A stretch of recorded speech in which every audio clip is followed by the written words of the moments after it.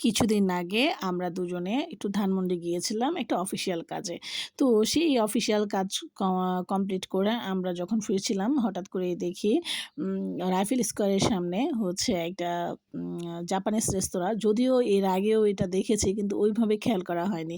তো ভাবলাম বিকেলবেলা যেহেতু একটু বসি আর সেদিন ছিল ফ্রাইডে। তো ফ্রাইডে দুপুরে লাঞ্চ করা তারপর হচ্ছে চা কফি খেয়েই বের হয়েছিলাম।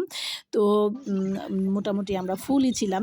তারপরেও বলা যায় যে একটুখানি রিক্রিয়েশন টাইম, একটুখানি ফ্রি টাইম কাটানো, একটু কোয়ালিটিফুল সময় উদযাপন করা। তো রাস্তার পাশের এই আ জাপানিজ রেস্তোরাঁটা বেশ সুন্দর। আমার কাছে ভালোই লেগেছে। ছোটখাটো কিউট এবং রাস্তার পাশে হওয়ার কারণে রাস্তার বাইরে যে ভিউটা সেটা বেশ উপভোগ্য ছিল। ছুটে চলা মানুষ, ছুটে চলা গাড়ি দেখতে বেশ ভালো লাগছিল। তো আমরা যেহেতু ফুল ছিলাম বললাম না যে অলরেডি আমরা লাঞ্চ করে বের হয়েছি। তো কি আর খাবার অর্ডার দিব। তো একটু চেক করে দেখলাম যে খাবারগুলো বেশ এক্সপেনসিভ। তো আমরা ২-৩ টা খাবার অর্ডার করেছি। একটা হচ্ছে মাকি রোল, টুনা মাকি রোল। এটার মধ্যে ৮ পিস ছিল।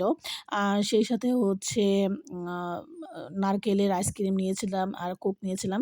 তো যেহেতু ফুল ছিলাম আমরা খাবার খেয়ে বের হয়েছি। এই যে মাকি রোল, টুনা মাকি রোল এইটা কিন্তু দেখতে ছোট মনে হলেও আসলে বাস্তবে একটু ভারীই ছিল। আর খেলে মোটামুটি পেট ভরে যায়। এটা খেতে আমার কাছে ভালোই লেগেছে। কারণ অনেকদিন পর হচ্ছে জাপানিজ ফুড খেলাম। আমরা যেহেতু একটা সময় জাপানে ছিলাম, জাপানিজ ফুডগুলো মাঝে, মাঝে মিস করি। আমি বিশেষ করে জাপানিজ কালচারটাকে আমার ভীষণ ভালো লাগে। আমার অনেক দেশের কালচারই পছন্দ। তার মধ্যে একটা হচ্ছে জাপানিজ কালচার। ওরা প্রত্যেকটা জিনিসের মধ্যে এত নলেজ রাখে, নলেজের ব্যবহার রাখে। আমার কাছে অনেক ভালো লাগে।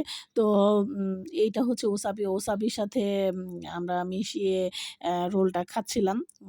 সুশি যেটা আরকি আ মাকি টুনা মাকি রোল। এই হচ্ছে উম নারকেলের আইসক্রিম। তো এটা নারকেল যেহেতু খুবই মজার একটা খাবার, খুব স্বাভাবিকভাবে সবারই ভালো লাগবে। আমারও ভালো লেগেছে। নারকেলের একটা ফ্লেভার, সেই সাথে হচ্ছে ভ্যানিলা আইসক্রিম।